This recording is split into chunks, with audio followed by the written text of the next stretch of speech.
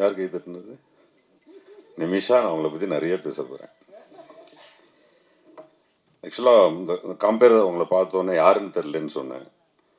அதுக்கு சாரி. அவங்க வந்து சொல்கிறாங்க நிறைய படங்களில் நடித்த போஸ் வெங்கடவர்களே அப்படின்னு சொல்கிறாங்க. அவங்க என்ன பார்த்துருக்காங்க, அதுக்கு நன்றி. ஒரு பியூட்டிஃபுல் பிரியாணி, அதுக்கு ஒரு நன்றி. ஏன்னா தேங்க்ஸ் கிவிங் இது. அதனால் நிறைய அந்த கிவிங் கொடுத்துட்டே இருக்கணும். இன்னைக்கு டிஎன்ஏ வந்துட்டு ஒரு பெருசாக வெளியில் வந்து நிற்கிது. அதுக்கு எல்லாத்துக்கும் காரணம் நீங்கள் தான். இப்போ இதே உங்களை வச்சு ஒரு ஒரு பிரம்மாண்ட ஒரு ஆடியோ ரிலீஸாக இருக்கட்டும், நியூஸ் கிரியேட் பண்ணுறதா இருக்கட்டும், அது என்ன பண்ணாலும் உங்ககிட்ட ஒரு நியாயம் இருக்குல்ல, இந்த படம் நல்ல படம் அப்படின்ட்டு. அந்த நியாயம் ஜெயிச்சிருக்கு. அதுக்கு முதல்ல நன்றி. ஒரு ஒரு விமர்சனம் நம்ம காதில் கேட்போம், அந்த படம் நல்லா இல்லைன்றது கூட வரும். ஒரு சாராருக்கு பிடிக்கலாம், ஒரு சாராருக்கு பிடிக்காமல் போயிடலாம். ஆனால் நல்லாவே தெரியும் அந்த அந்த அந்த படம் அதுக்கு ஒர்த்தா இல்லையா அப்படின்ற ஒரு குழப்பம் இருக்கும். அந்த மாதிரி குழப்பத்தில் ஆடியன்ஸ் இருக்கும்போது அவங்கள தெளிவுபடுத்தக்கூடிய ஒரு ஒரு ஒரு ஒரு ஆயுதமாக யார் இருக்கிறாங்கன்னா ப்ரெசன்ட் மீடியா. அந்த ஆயுதத்தினால தான் இன்னைக்கு இந்த மீட், தேங்க்ஸ் கிவிங் மீட்டே நடக்குது. திரும்ப திரும்ப உங்களுக்கு நன்றி. என்ன நடிக்க வச்சதுக்கு ப்ரொடியூசருக்கு, என் தம்பி டைரக்டருக்கு, நிச்சயமாக ஒரு அசிஸ்டன்ட் தான் சொல்லியிருப்பானே, இதை போசனை பண்ணால் நல்லா இருக்கும்னே. ஏய்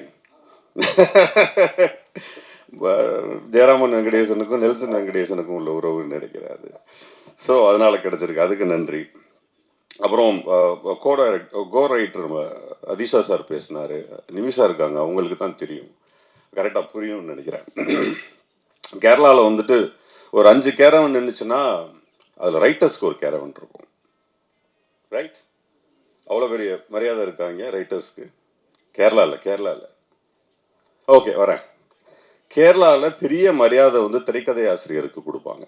அதாவது முதல்ல திரைக்கதை ஆசிரியர்கள் கதையாசிரியர்கள் கதையை ரெடி பண்ணிட்டு அதுக்கப்புறம் தான் அது இயக்குனர்கிட்ட வந்து அதுக்கப்புறம் ஒரு கம்பெனிக்கு போய் அப்படிதான் வரும். அந்த வகையில் ஒரு திரைக்கதை ஆசிரியரை மேடை ஏற்றி அவருக்கு மரியாதை செலுத்தின நெல்சனுக்கு இந்த நேரத்தில் நான் நன்றி தெரிவிச்சுக்கிறேன். ஏன்னா அந்த அந்த கைண்ட் ஆஃப் சினிமா வந்து ரொம்ப ஆரோக்கியமாக இருக்கும். ஏன்னா பாரதிராஜா சார் வந்து always with Annagiri Selvaraj sir, இந்த மாதிரி ரத்னகுமார் சார் அவங்களோட பயணிக்கும் போது அந்த திரைப்படங்கள்ல ஒரு பயங்கரமான மீனிங் இருக்கும். டைரக்டருங்கிறவர் ஒரு பியூர் டெக்னீஷியன், கிரியேட்டர்ஸ் கம் டெக்னீஷியனாக இருக்கிறதுங்கிறது ஒரு தனி டேலண்ட். பட் கிரியேட்டர் இஸ் என்னை பொறுத்த வரைக்கும் ஒரு எழுத்தாளர், வசனகர்த்தாங்கிறவங்க வந்து ஒரு ஒரு தனி செக்டார். அந்த செக்டார் ஸ்ட்ராங்காக இருந்ததுன்னா திரைப்படம் தோற்கிறதுக்கு வாய்ப்பு ரொம்ப கம்மியாக இருக்கும் அப்படிங்கிறது என்னுடைய கருத்து. நான் பல இடங்கள் அதை விவாதமாக வச்சுருக்கேன். அந்த வகையில் ஒரு ரைட்டரை மேடை ஏற்றி பேச வச்சதுக்கு இந்த நேரத்தில் அதே தேங்க்ஸ் மீட்டில் ஒரு நன்றியை தெரிவிச்சுக்கிறேன். அதே மாதிரி எங்கூட நடித்த கோ ஆர்டிஸ்ட் எல்லாருக்கும் என்னுடைய நன்றியை தெரிவிச்சுக்கிறேன். கேமராமேன் பார்த்திபன் சார், எல்லாருக்கும் நன்றி. அம்பேத்குமார் சார் என்னுடைய சிறந்த நண்பர், அவருக்கும் இந்த நேரத்தில் நன்றியை தெரிவிச்சுக்கிறேன். ஒரு ஒரு திரைப்படம் சமீபத்தில் ஒரு தியேட்டரில் ரிலீஸ் ஆகிட்டு உடனே நம்ம ஃபோன் பண்ணுவோம். நெல்சனுக்கு ஃபோன் பண்ணும்போது ஒரு இயக்குனருடைய அந்த பிரசவ வழி, என்ன நெல்சன் எப்படி இருக்கீங்க அப்படின்னா, இல்லைண்ணா என்ன பண்ணுறதுன்னு தெரில, என்ன நடக்குதுன்னு தெரில, ஒரு ஈவினிங் வரைக்கும் ஒரு தொண்டைக்கு நெஞ்சுக்கு ஒரு உருண்டை ஓடிக்கிட்டே இருக்குது, அதெல்லாம் எப்போ சரியாகும்னு எனக்கு தெரியலை அப்படின்னு சொல்லும்போது நான் சொன்னேன், இல்லை நேற்று ப்ரெஸ் மீட்டில் படம் பார்த்தவங்க எனக்கு நிறைய பேர் ஃபோன் பண்ணிட்டாங்க. அவங்க எல்லாருமே படம் ரொம்ப குவாலிட்டியாக இருக்குது, ரொம்ப நல்ல படமாக இருக்குது, அதனால் இந்த திரைப்படம் ஓடும்னு சொல்லியிருக்காங்க அப்படின்னு நான் சொன்னப்போ, அப்படியா அப்படின்னு சொன்னால் அவன் அதை வந்து ப்ரெஸ் கையில் தான் இருக்குது, அவங்க நிச்சயமாக நல்ல படம்னு எழுத ஆரம்பிச்சிட்டாவோ பேச ஆரம்பிச்சிட்டாவோ அந்த திரைப்படம் மிகப்பெரிய திரைப்படமாக மாறும், நம்புங்கன்னு சொன்னதுக்கப்புறம் அது 2வது நாள் அது நடந்தது. அந்த வகையில் மீண்டும் உங்களுக்கு ஒரு நன்றி. இந்த திரைப்படத்தில் நான் கொஞ்சம் முன்னாடியே படம் பார்த்த பொழுது கடைசியாக ஹீரோவுக்கு வரேன். நிமிஷா வந்து பிரமாதமாக ஆக்ட் பண்ணியிருந்தாங்க. நான் உங்ககிட்ட சொன்னேன், இப்போது அந்த அந்த அந்த கேரக்டர் டிசைன் பண்ண விதமே பியூட்டிஃபுல்லாக இருந்துச்சு. நான் நெல்சன்கிட்ட வந்து படம் பார்த்துட்டு வெளியே வந்தோடனே சொன்னது, அந்த ஹீரோயின் கேரக்டர் ரொம்ப பிரமாதமாக டிசைன் பண்ணியிருக்கீங்க, அது டிசைன் பண்ணது பிரச்சனை இல்லை, நடிப்பை பற்றி நல்ல புரிதல் இல்லாத ஒரு ஆளால் அது பண்ண முடியாது. அவங்க நாயட்டுன்னு ஒரு படம் பண்ணியிருந்தாங்க கேரளாவில். அவங்களோட பெரும்பான்மையான படங்கள் வந்து அந்த கேரக்டர்ஸ் வந்து அவங்க அவங்க புரிய வைக்க முடியலைன்னா அந்த கேரக்டரே காலி ஆகிடும். அதுவும் பர்டிகுலர் நாயட்டு வந்து அந்த ரொம்ப அழகாக புரிய வச்சுருப்பாங்க அந்த படத்தில். அதே மாதிரி டிஎன்ஏல நிறைய நேரங்களில் அதை புரிய வச்சது ரொம்ப நல்லா இருந்தது. நான் நெல்சன்ட்ட கடைசியாக சொன்னேன், கொஞ்சம் நிறைய டைலாக் சேர்த்துருக்கலாமே அந்த பொண்ணுக்கு, இன்னும் நிறையா பேச வச்சுருந்துருக்கலாமே அப்படின்னு கூட சொன்னேன். அந்த வகையில் பியூட்டிஃபுல் ஆக்டர்ஸ் அவங்க. அடுத்ததாக இதோட முடிச்சுக்கிறேன். பட் என்னுடைய கதாநாயகன் அதர்வா சார், சில பேர் மட்டும் ஜெயிக்கணும்னு நம்ம உள் மனசு சொல்லிகிட்டே இருக்கோம். அவங்க ஜெயிச்சா அட்வான்டேஜ், அவங்க ஜெயிக்கிறது நமக்கு நல்லது அப்படின்றது ஒன்று தோணுன்னா அது அதர்வா சார். ஏன்னா அவரோட இதுக்கு முன்னாடி ஒரு படம் பண்ணியிருந்தேன். அந்த திரைப்படம் நைட்டில் எல்லாம் மிட் நைட்ல எல்லாம் ஷூட்டிங் நடந்துட்டு இருக்கும். நமக்கே ஒரு மாதிரி டயர்டாக இருக்கும். என்ன அவ்வளோ ப்ரிஸ்காக வந்து நிற்பார், எந்த விதமான டிஸ்டர்பன்ஸஸ் இல்லை, கோபம் இல்லை. அப்படி நான் கண்டினியூவாக நைட் ஷூட்டே போயிட்டே இருந்தோம். நான் ஒரு நாள் கேட்டேன், டயர்டாக மாட்டீங்களான்னு கேட்டேன். அப்போ சொன்னார், நல்ல வார்த்தை அது, அவர் மறந்துட்டாரான்னு தெரில, ஒரு 4 பசங்களோட டவுசர் போட்டு வந்து நான் போலீஸ் நீங்கள் மாட்டிப்பீங்க. அப்போ சொன்னார், சார் நடிக்கிறோம் சார், பிடிச்ச வேலை சார், பிடிச்ச வேலையை செஞ்சுட்டு இருக்கோம் சார், இதில் எப்படி சார் டயர்டாக வருதுன்னாரு. எனக்கு ரொம்ப ஆச்சரியமாக இருந்தது. அதே டிஎன்ஏலையும் பார்த்தேன், அதே பிடிச்ச வேலையை டயர்டு இல்லாமல் அன்னைக்கு என்ன ஃப்ரெஷ்னஸ் இருந்துச்சோ அதே ஃப்ரெஷ்னஸோட வராரு. ஸோ அது இயக்குநர்களுக்கும் ப்ரொடியூசர்ஸ்க்கும் சினிமாவுக்கும் ரொம்ப ஆரோக்கியமானதாக இருக்கணும். அதனால் டிஎன்ஏவோடைய வெற்றியை உண்மையிலேயே என்னுடைய சகோதரர்கள் திரு அதர்வா அவர்களும் சரி, நெல்சனும் சரி, திரு அம்பேத் சாரும் சரி, அத்தனை பேரும் ஜெயிக்க வச்சவங்க எல்லாருக்கும், அதை பர்டிகுலர் ஆடியன்ஸுக்கு நன்றியை தெரிவிச்சுக்கிறேன். நன்றி. Expressing gratitude for the people who deserve it is most important. And first and foremost, thank you Nelson Vengat sir for உங்களுடைய சைலஜாவா என்னை தேர்ந்தெடுத்ததுக்கு, என்னை நம்பி அந்த பொறுப்பை என்கிட்ட கொடுத்ததுக்கு. And I thank entire cast and crew who worked hard to bring DNA what it is for today. And the production, Olympia Movies, back to back நிறையா hit movies, அப்புறம் நல்ல ஸ்டோரி லைன்ஸ் நிறையா கொடுக்குறாங்க. And I wish the production to give us more movies, and I wish the entire crew for making me a part in this. Thank you so much. காலத்தினால் செய்த நன்றி சிறிதனினும் ஞானத்தின் மான பெரிது. இது திருக்குறள். திருக்குறளில் செய் நன்றி அறிதல்னு ஒரு அதிகாரம் திருவள்ளுவர் பண்ணியிருக்கார். செய் நன்றி அறிதல். இந்த நன்றி சொல்கிற விஷயம் நான் நிறையா இடத்துல சொல்லியிருக்கேன். நான் யாருக்கு நன்றி உணர்வு அதிகமாக இருக்கோ அவன் எல்லா துறையிலையும் சிறந்தவனாக இருப்பான், அவன் மிகச்சிறந்த ஒரு பண்பாளனாக இருப்பான். நன்றி உணர்வு தான் நம்மகிட்ட இருக்கிற எல்லா பண்புகளுக்கும் தாயானது. இதை சினிமாவில் யார் ஆரம்பித்து வச்சாங்கன்னு தெரியல. இந்த மாதிரி நன்றி சொல்கிறத, அது ஏதோ ஒரு முதல் படம் இருக்கும், அவங்களுக்கு காலம்பூரா நம்ம நன்றி சொல்லிகிட்டு இருக்கணும். ஏன்னா இப்படி ஒரு விஷயத்தை ஆரம்பித்து வைக்கிறாங்க பாருங்கள் புதுசாக, அவங்களுக்கு நன்றி. ஏன்னா இந்த மாதிரியான ஒரு சிறந்த ஒரு படத்தை நீங்கள் எழுதி, ஏன்னா உங்களுக்கு உங்கள் ஷோ போடும்போதே நெல்சனை சுற்றிக்கிட்டீங்க, எல்லாம் சுற்றி ரொம்ப நல்லா இருக்குன்னு சொன்னீங்க. அதோடு இல்லாமல் அதை எழுதுனீங்க, அதை நிறையா இன்ட்ரெஸ்டில் சொன்னீங்க. அதனால தான் இந்த டிஎன்ஏ அவ்வளோ பெரிய வெற்றி அடைஞ்சிருக்கு. இந்த படம் என்ன செஞ்சுருக்கு அப்படின்னா, ஒரு விஷயம், இப்போ முயற்சி திருவினை ஆக்கும் அப்படின்னு திருவள்ளுவர் ஒரு கொட்டேஷன் கொடுத்துருப்பார். நான் வீழ்வேன் என்று நினைத்தாயோ அப்படின்னு பாரதியார் சொல்லியிருப்பார். தீதும் நன்றும் பிறர் தரவாரா அப்படின்ட்டு கணியன் பூங்குன்றன் சொல்லியிருப்பார். இப்படி ஒவ்வொரு விஷயங்கள் ஒரு கொட்டேஷனை தந்திருப்போம். இதில் பாருங்கள், பாக்யராய் சார் அவருடைய முந்தான முடிச்சல முருங்கைக்கான்னு ஒரு ஐட்டத்தை இறக்கிட்டு போயிட்டார். இப்போ முருங்கைக்காய் எடுத்துக்கிட்டு போவாங்க, கூச்சப்படுவாங்க. அப்போ ஒரு வீட்டுக்கு வாங்கிட்டு போகிற குடும்ப தலைவன். அதுக்கு பிறகு மணிவண்ணன் சார் அல்வான்னு ஒரு மேட்டரை இறக்கி விட்டார். நம்ம ஒரு திருநெல்வேலியிலேருந்து வரும்போது ஒரு அல்வாவை அன்பாக வாங்கி கொடுத்தா கூட என்னப்பா அல்வா கொடுக்குறியான்ற அளவுக்கு மாற்றி விட்டார்.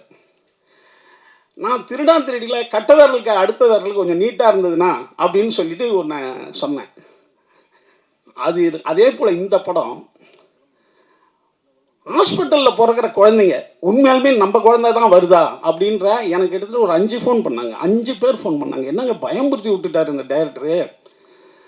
இப்போ நம்ம ஹாஸ்பிட்டலில் பிறந்து நம்ம கைக்கு வர்ற குழந்தை நம்ம குழந்தைன்னா ஒரு 11 வயசு 12 வயசில் முகஜாடையை வச்சு தான் கண்டுபிடிக்கணுமா, இல்லைன்னா டிஎன்ஏ டெஸ்ட் எடுத்துடணுமா நம்ம அப்படின்னாரு. ஸோ ஒரு படம் சமுதாயத்தில் அந்த ஒரு ஒரு ஒரு உஷார்த்தன்மை ஏற்படுத்தணும் அப்படிங்கிறது முக்கியம் ஒரு படைப்பு. அது இந்த படத்தில் அருமையாக அது ஒர்க் அவுட் ஆகிருக்கு. அதுதான் ஒரு படம் சமூகத்திற்கு ஏதோ ஒரு விழிப்புணர்வை ஏற்படுத்தணும். அது டிஎன்ஏவில் அருமையாக இருக்குது. அதுக்கு இப்போ அதிஷா சொன்ன மாதிரி அவர் சொன்னார் பாருங்க, புனைவில் உண்மைத்தன்மை எவ்வளோ ஜாஸ்தியாக இருக்கோ அது வந்து சிறந்த திரைக்கதைன்னு ஒரு அருமையான விஷயத்த ஒரு விளக்கம் கொடுத்தார். ரொம்ப அற்புதமான விஷயம் அது. அதே போல் பத்திரிக்கையாளர்களை நிறைய பயன்படுத்தணும், நம்ம எழுத்தாளர்களை அதிகம் பயன்படுத்தணும் அப்படின்ற ஒரு விஷயத்த, அருமையான விஷயத்த இங்கே பதிவு பண்ணியிருக்காரு. இதெல்லாம் நீங்கள் எழுதணும். அப்போ தான் நிறைய இயக்குனர்கள் நிறைய ரைட்டர்ஸை கொண்டு வருவாங்க. அண்ணன் போஸ் வெங்கட் சொன்ன மாதிரி மலையாளத்தில் வந்து ரைட்டர்ஸுக்கு அவ்வளோ பெரிய ஒரு மரியாதை இருக்கும். அங்கே வந்து ரைட்டர்ஸ் தான் ஃபஸ்ட்டு. நம்ம இன்னும் சொல்லப்போனால் ஆங்கில படங்களே வந்து மிகச்சிறந்த நாவலை தான் படமாக எடுக்க ஆரம்பிப்பாங்க. நம்ம நினைக்கிறோம்ல, கதை வெளியே போயிடுச்சுன்னா அந்த கதை வந்து ஈஸியாகிடும்ட்டு. அதெல்லாம் கிடையாது. மிகச்சிறந்த நாவல்களை தான் நம்ம வந்து படமாக எடுத்து மிகப்பெரிய ஹிட்டு கொடுத்துருக்காங்க பல படங்கள்.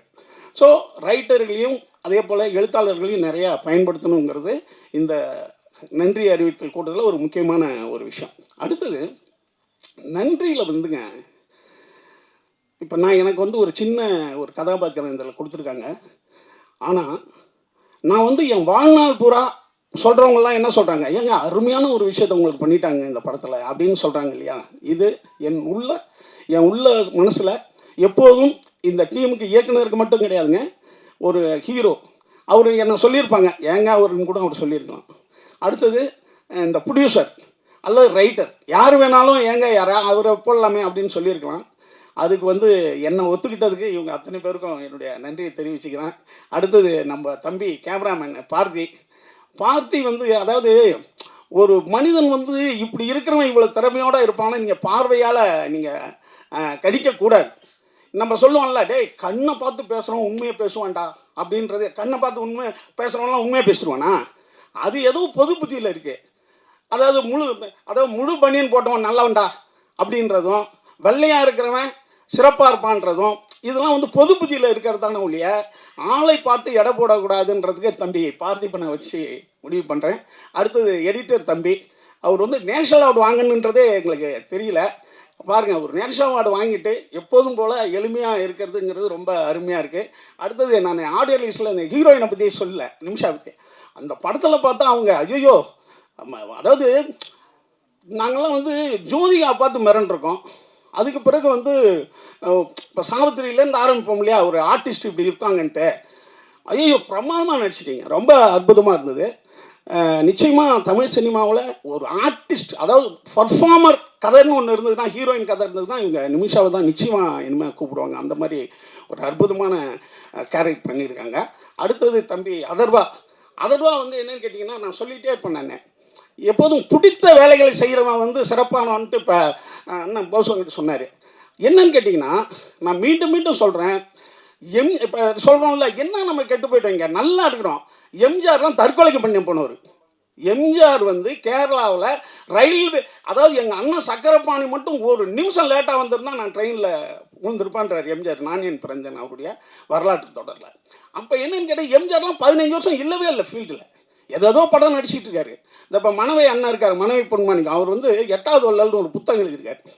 ஒரு 8-9 கதை இருக்குது எம்ஜிஆரை பற்றி கதை. மிகச்சிறந்த மனிதநேய கதைகள், மிகச்சிறந்த நன்றி உணர்வு கதைகள் இருக்குது அதில். அதில் வந்து அவர் வந்து இட்லி ஒரு அம்மா வைக்கும் ஒரு இடத்துல. எம்ஜிஆர் வாங்கிக்குவார், வாங்கினா காசு இல்லை அவர்கிட்ட. காசு இல்லாத போது ஐயோ நான் காசு எடுத்துகிட்டு வரலாமான்னுவார். அந்த கிழவி சொல்லும், தம்பி இதை திருப்பி கொடுத்து, நீ இந்த காசை திருப்பி கொடுத்தா என்னுடைய லாப கணக்கு, கொடுக்கலன்னா என்னுடைய தர்ம கணக்குப்பா வச்சுக்கணும். எம்ஜிஆர் அதுக்கு பிறகு பெரிய ஸ்டார் ஆகி முதலமைச்சர் ஆகிடுவார். திரும்பி யானை கவுனியில் அவர் முதலமைச்சராகி வரும்போது காரில் சொல்லிட்டு வருவார், இங்கே ஒரு பார்க் இருந்ததுயா, நான் இப்போ வாக்கிங் போகும்போது ஒரு கிழவிக்கிட்ட ஒரு 10 இட்லி வாங்கிட்டேன், ஆனால் என்னால் காசே தர முடியல. இப்போ அந்த அம்மாலாம் எங்கே இருக்கான்னு தெரியல, ஆனால் அந்த அம்மா சொன்ன வார்த்தை என் ஞாபகம் இருக்குது, பணத்தை திருப்பி கொடுத்தால் லாபம் கணக்கு, திருப்பி கொடுக்கலனா என் தர்ம கணக்குன்னு சொன்னாங்கய்யா. இன்றைக்கும் நான் தர்மம் பண்ணும்போது அந்த அம்மா ஞாபகம் வந்துக்கிட்டே இருக்கும் அப்படின்னு எம்ஜிஆர் சொல்லிட்டு போவார் அந்த காரில். அதில் இருக்குது, அண்ணன் எழுதின புக்கிலே இருக்குது. இப்போ அடுத்த நாள் போய் அந்த கழுவை பிடிச்சிடுவாங்க. அது அப்போ 40 வயசு, இப்போ 80 வயசில் இருக்கும். எம்ஜிஆர் அவங்கள்ட்ட அறிமுகப்படுத்துவார், இதாம்மா நீ சொன்ன வார்த்தைன்ட்டு. அதுக்கு புரியாது. இல்லைப்பா நான் நல்லா இருக்கணும்போது அவருக்கு, அந்த அம்மாவுக்கு ஒரு வீடு கொடுத்து அந்த அம்மா இருக்கிற வரைக்கும் அவருடைய சொந்த பணம் 1000 ரூபா அனுப்பிச்சிட்டே இருப்பார் எம்ஜிஆர். இப்படி ஒரு நன்றியை, ஒரு உதவி செஞ்சிட்டோம்னா நம்ம வாழ்நாள் பூரா உள்ளே நின்றுட்டு இருக்குங்களா, அந்த மாதிரி உதவியை நம்ம செஞ்சுக்கிட்டே இருக்கணும். இந்த படத்தில் தம்பி கோ ரைட்டர் சொன்ன மாதிரி யாரோ ஒருத்தவங்க உதவி பண்ணிக்கிட்டே இருக்காங்க. அந்த உதவி செயின் தான் நம்ம வாழ்க்கையை மேன்மைப்படுத்தும், உண்டாக்கும். கடைசியாக ஒன்று சொல்லிட்டு முடிச்சிடுறேன். ராமாயணத்தில் ராமனுக்கு நிறைய பேர் உதவி பண்ணிக்கிட்டே இருப்பாங்க. ராமனுக்கு படுற கஷ்டம் இருக்க, அவன் ரொம்ப நல்லவன், அவன் காட்டுக்கு போயிடுவான், காட்டுக்கு போனால் பொண்டாடி தூக்கிட்டு போயிடுவான், அதுக்கு பிறகு அவன் போராட்டம். இப்போ நிறையா பேர் உதவி பண்ணி சீதையை மீட்டு வந்துடுவார். இப்போ பட்டாபிஷேகம் நடக்கும். பட்டாபிஷேகம் நடக்கும்போது உதவி பண்ண அத்தனை பேருக்கும் ஒரு பரிசு தருவார் ராமர், கொடுத்துக்கிட்டே வருவார். கடைசியாக ஹனுமான் வருவான். ஹனுமான் வரும்போது ஹனுமானுக்கு என்ன தர போகிறாருன்னு எல்லாம் எதிர்பார்ப்பாங்க. ஏஞ்சி கட்டி பிடிப்பான். ஏன்னா ஹனுமன் செய்த உதவிக்கு திரும்பி ஒரு பொருளை என்னால் தரவே முடியாதுன்னு கட்டி பிடிச்சி நீ ஏங்குள்ளே இருப்ப அப்படின்வார். அப்படி ஒரு உதவியினுடைய மேன்மையை நம்ம அழகாக சொல்கிற இடம் அது. ராமாயணம் உண்மையாக என்னன்னு தெரியாது, அந்த இடம் அருமையான இடமா எனக்கு பிடிக்கும். அப்போ உதவியை செய்யும்போது ஒரு மனிதன் அவனுக்குள்ளே நம்ம போயிடுறோம் அப்படின்ற ஒரு அருமையான கருத்தை இந்த படம் சொல்கிறது மட்டும் இல்லாமல் வாழ்க்கையில் உஷார் தன்மையோடு இருக்கணும் ஒவ்வொரு விஷயத்தையும் அப்படின்னு சொல்லுது. அதுரூபா இதில் மிகச்சிறந்த முறையில் நடிச்சிருக்காரு.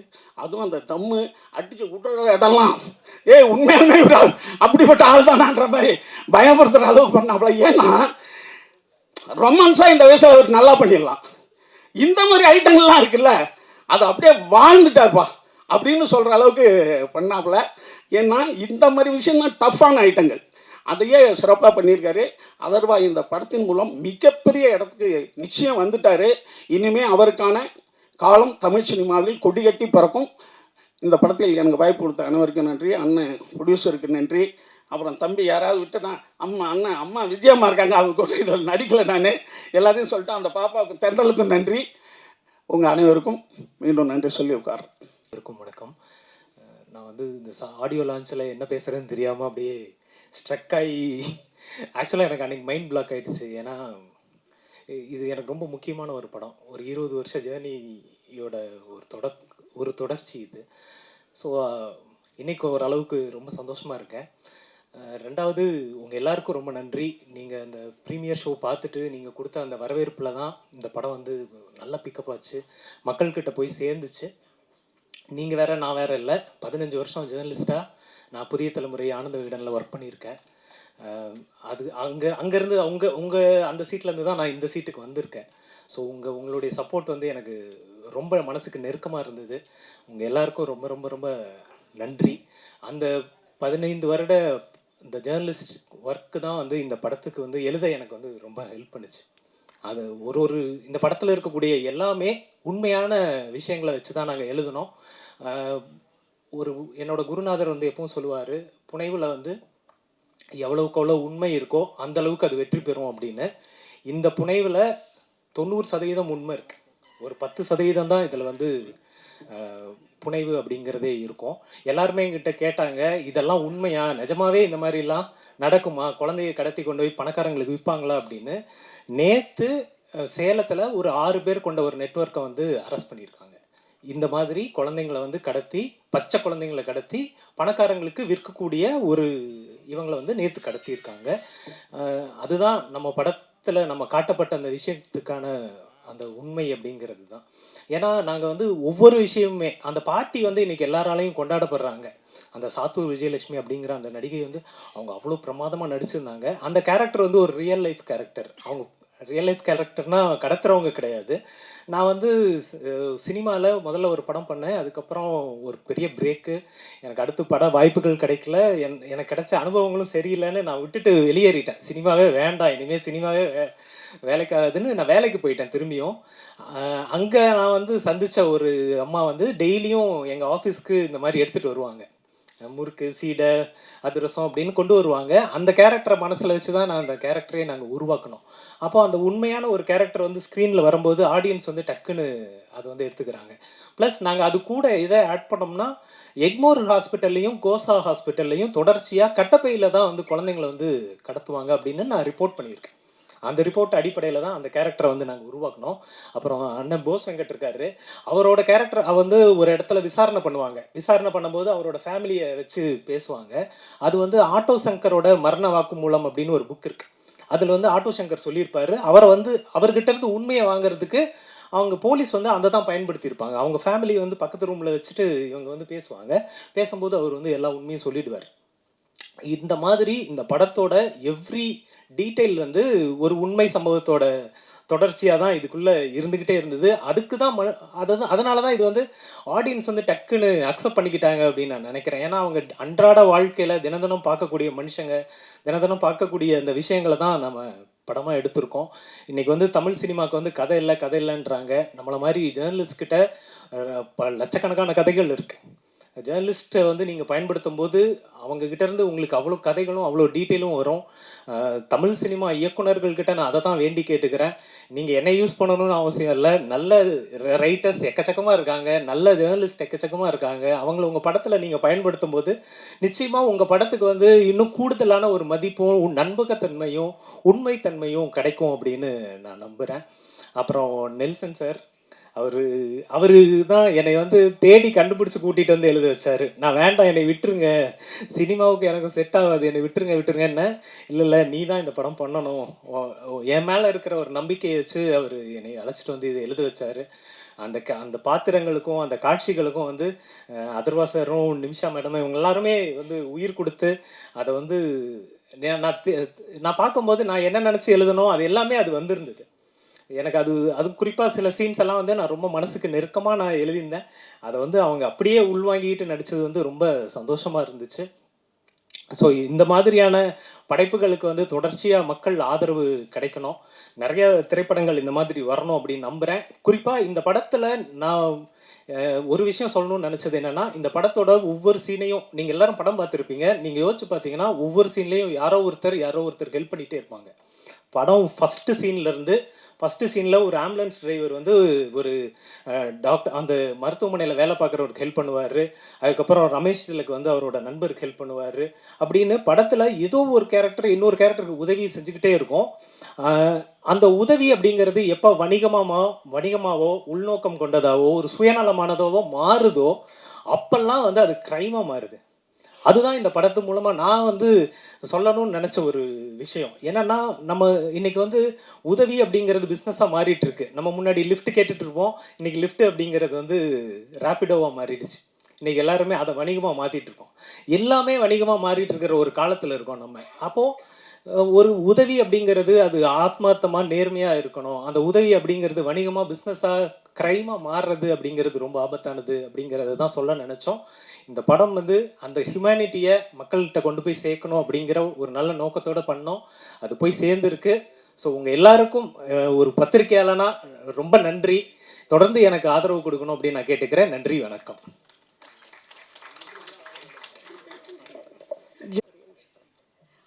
Also, I'd like to invite the co-producer of the film, Sanjay Shanmugam avargal, onto the stage. Producer இன்னும் கொஞ்ச நேரத்துல நம்ம ஜாயின் பண்ணுவாங்க. எல்லோருக்கும் வணக்கம். அந்த படத்தோட DOP DNA.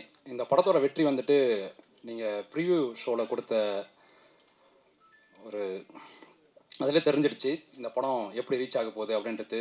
So first of all உங்கள் எல்லாருக்குமே நன்றி தெரிவிச்சுக்கிறேன். டிஎன்ஏ நெல்சன் சார் வந்து எனக்கு ஆல்மோஸ்ட் ஒரு நாள் கூத்துலேருந்து அவர் கூட ட்ராவல் பண்ணிகிட்ருக்கேன். அவரோட ஃபர்கானா வந்துட்டு ஆல்மோஸ்ட் நான் வந்து கிராஸ் ஒர்க் பண்ணேன். ஸோ அந்த படத்தில் எங்களுக்கு ஒரு நல்ல புரிதல் இருந்துச்சு ரெண்டு பேருக்குமே. ஸோ அது மூலமாக வந்துட்டு எனக்கு டிஎன்ஏ வாய்ப்பு வந்து கொடுத்தாப்புல. ஸோ அவர் எனக்கு கொடுத்த வாய்ப்பை நான் பூர்த்தி செஞ்சுருக்கேன்னு நினைக்கிறேன். கண்டிப்பாக பண்ணியிருக்கேன். ஸோ அதோட ரிசல்ட்ஸ் வந்துட்டு சினிமாகிராஃபி பற்றியான ஃபீட்பேக்ஸ் எல்லாமே நிறைய தெரியாத நண்பர்கள்கிட்டேருந்து நிறைய வந்துட்டு இருக்குது. பர்டிகுலராக வந்துட்டு இந்த படத்தோட முக்கியமான விஷயம் வந்து ஹைலைட் பண்ணி சொல்லிட்டு இருக்காங்க சினிமாட்டோகிராஃபிக்கு. ஸோ சினிமாட்டோகிராஃபி அப்ரிஷியேட் பண்ண எல்லாருக்குமே வந்து நான் என்னோட நன்றியை தெரிவிச்சுக்கிறேன். அண்ட் என்னோட ப்ரொடியூசர் அம்பேத்குமார் சார், என்னோட ஃபஸ்ட் ஃபிலிம் ரிலீஸ் ஆகலை. என்னோட ஃபஸ்ட் ஃபிலிம் வந்துட்டு பேச்சு, அது ரிலீஸ் ஆகிறதுக்கு முன்னாடியே வந்துட்டு எனக்கு வந்து இந்த வாய்ப்பு கொடுத்தாங்க. ஸோ அதனால் அவருக்குமே என்னோட நன்றிகளை தெரிவித்து கொடுக்குறேன். And Atharva sir, Nimisha, so செட்டில் வந்துட்டு எனக்கு வந்து ஒரு பயங்கரமான கம்ஃபர்ட் ரெண்டு பேருமே. எந்த இடத்துலையுமே வந்து எனக்கு எதுவுமே ஃபீல் ஆகலை. ஸோ இந்த படத்தோட எமோஷன் இது வந்துட்டு மிஸ் ஆகாமல் நான் வந்து லைட்டிங்காகவும் சரி ஃப்ரேமிங்காகவும் சரி அதை பேலன்ஸ் பண்ணணும்னு நினச்சேன். அது அவுட்புட்லேயுமே நான் கொடுத்துருக்கேன்னு நினைக்கிறேன். So thank you Atharva sir and Nimisha and Subramaniam Siva sir and Bose Venkat sir, எல்லாருக்குமே நன்றி. நல்ல ஒரு ட்ராவல் உங்களோட. அண்ட் என்னோட டைரக்டர் நெல்சன், நிறைய பேச வேண்டியிருக்கு அவரை பற்றி. இந்த படம் ஆப்பர்ச்சுனிட்டி வந்துட்டு எனக்கு ஃபஸ்ட் டைம் எனக்கு கால் பண்ணாப்புல, நம்ம ஒரு படம் ஒர்க் பண்ணுற மாதிரி இருக்கும், பட் இன்னும் நான் கன்ஃபார்ம் பண்ணலை, நான் அப்டேட் பண்ணுறேன் உனக்கு அப்படின்னாப்புல. நான் அப்போ வந்துட்டு ரொம்ப டெஸ்பரேட்டாக வந்து தேடிட்டு இருந்தேன் ஒரு படம், குயிக்காக ஒரு படம் பண்ணணும் அப்படின்னு சொல்லிட்டு. என்னை கூப்பிட்டு ஆஃபீஸ் கூப்பிட்டு ஒரு 20,000 எனக்கு கொடுத்தாப்புல.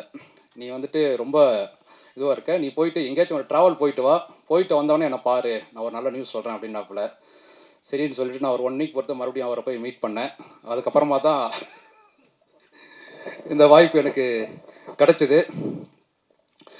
பயங்கர கூலான ஒரு ஜாலியான ஒரு ஆள், என்ன வேணுமோ அதை மட்டும் கரெக்டாக கேட்டு வாங்கிப்பாப்புல.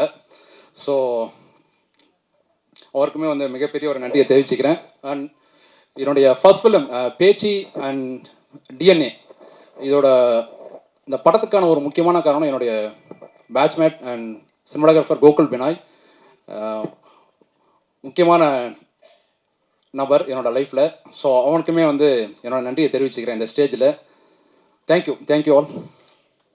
நான் எதிர்பார்க்கவே நான் தான் ஃபஸ்ட்டு பேசுவேன்.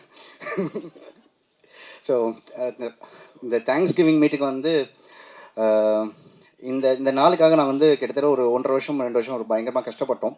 ஸோ எல்லா படம் மாதிரி தான் கஷ்டப்பட்டோன்றதான். பட் ஸ்டில் நெல்சனோட நான் வந்து கிட்டத்தட்ட ஒரு 10 வருஷம் ட்ராவல் பண்ணுறேன். ஒரு நாள் கூத்துலேருந்து அவரோட இது 4வது படம் நானும் அவர் சேர்ந்து ஒர்க் பண்ணுறோம்.